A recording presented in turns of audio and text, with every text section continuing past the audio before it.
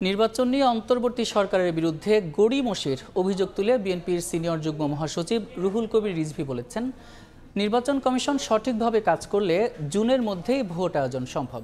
রাজশাহীর ভুবনমোহন পার্কে গণ অভ্যুত্থানে শহীদ পরিবারের সদস্যদের সঙ্গে সৌজন্য সাক্ষাৎ শেষে একথা বলেন তিনি। শেখ হাসিনার মাধ্যমে ভারত বাংলাদেশকে তাবেদার রাষ্ট্রে পরিণত করেছিল বলেও অভিযোগ করেছেন রিজভী। আমরা বিএনপি পরিবার এর আয়োজনে শেখ হাসিনা আমলে আইনশৃঙ্খলা বাহিনীর গুলিতে রাজশাহীতে আহত এবং চাঁপাইনবাবগঞ্জে শহীদ পরিবারেরও অংশ নেয়। প্রতি শহীদ পরিবারকে 1 লাখ এবং আহতদের 50,000 টাকা অনুদান তুলে দেন বিএনপির এই কেন্দ্রীয় নেতা।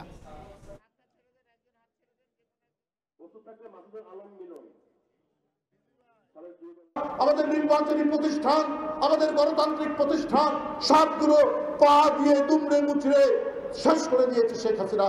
আমাদের সেইখান থেকে ফিরে আসতে হলে আমাদের এই প্রতিষ্ঠানগুলোকে সজীব করতে হবে, প্রাণবন্ত করতে হবে। তো এইগুলোর জন্য এত গড়িমসি কেন? নির্বাচন কমিশন যদি সঠিকভাবে কাজ করে তাহলে ডিসেম্বর কারণ আপনার জুনের মধ্যে নির্বাচন করা সম্ভব। হাসিনার মাধ্যমে তারা বাংলাদেশকে তাবেদার রাষ্ট্র বানাতে চেয়েছিল। ভারত যা মনে করত হাসিনার মাধ্যমে সেটা করত, আর হাসিনা তার ক্ষমতা টিকিয়ে রাখার জন্য ভারত যা চাইতো তাই দিয়ে দিত।